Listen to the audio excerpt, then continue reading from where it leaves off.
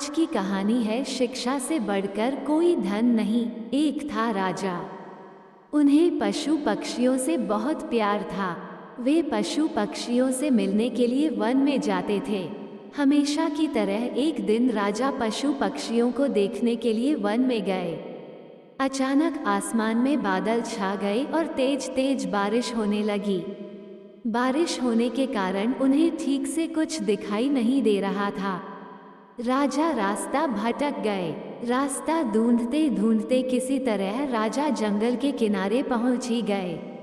भूख प्यास और थकान से बेचैन राजा एक बड़े से पेड़ के नीचे बैठ गए।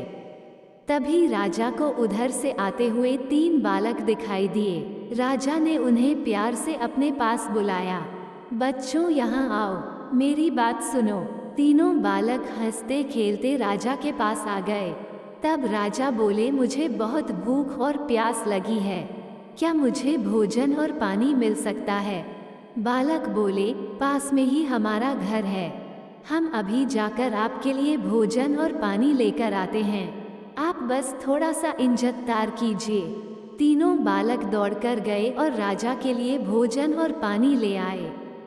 राजा बालकों के व्यवहार से बहुत खुश हुए।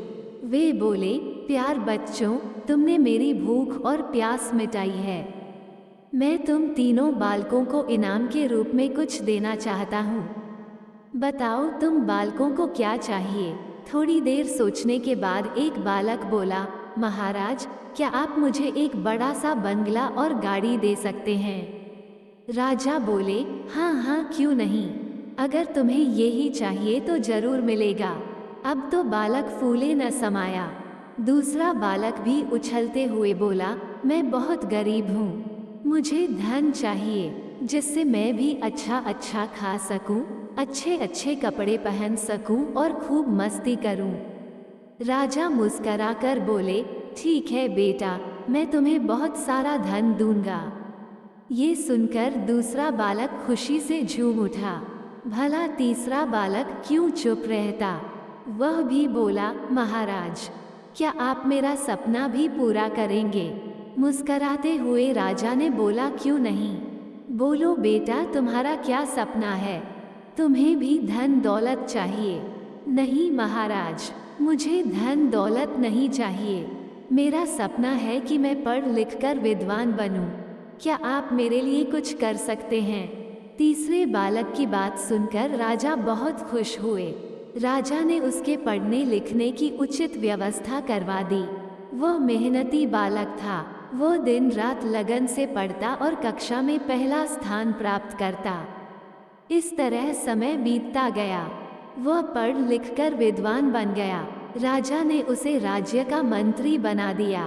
बुद्धिमान होने के कारण सभी लोग उसका आदर सम्मान करने लगे। उधर जिस बालक ने राजा से बंगला और गाड़ी मांगी थी, अचानक बाढ़ आने से उसका सब कुछ पानी में बह गया। दूसरा बालक भी धन मिलने के बाद कोई काम नहीं करता था, बस दिन भर फिजूल खर्च करके धन को उड़ता और मौज मस्ती करता था। लेकिन रखा धन भला कब तक चलता? एक समय आया कि उसका सारा धन समाप्त हो गया। वो फिर से गरीब हो गया। दोनों बालक उदास होकर अपने मित्र यानी मंत्री से मिलने राजा के दरबार में गए।